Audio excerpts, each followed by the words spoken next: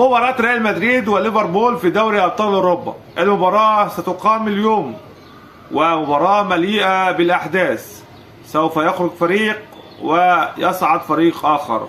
من ينتصر النهاردة في ديربي أوروبا بين الفريقين العريقين ريال مدريد وليفربول؟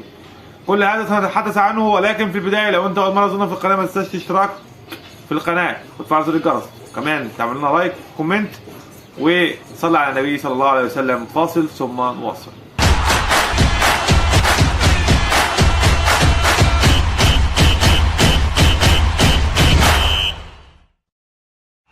اهلا مرة اخرى معكم والاعلامي برنامج العالمي في الجول. هل النهارده ريال مدريد سيحافظ على النتيجة؟ وهل ريال مدريد سيحقق انتصار جديد يضاف له ويصعد به للدور القادم؟ ولا ريال مدريد سيحقق رومنتادا كما فعلها مع برشلونة من قبل؟ ليفربول كان متقدما في المباراة الأولى في الشوط الأول بعد ربع ساعة، ولكن سرعان ما تعادل فريق الريال. أخطاء من الحارس هنا وأخطاء من الحارس هناك، ومباراة كانت مليئة بالأهداف.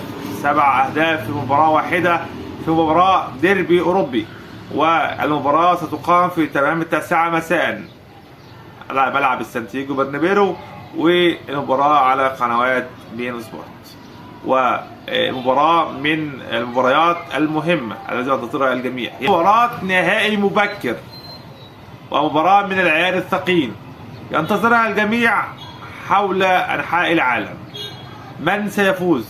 هل محمد صلاح ورفقائه وتحقيق رومنتادا تاريخية على الأراضي الأسبانية، ولا كريم بنزيما يواصل التألق مع رفقائه وتحقيق انتصار نحو اللقب؟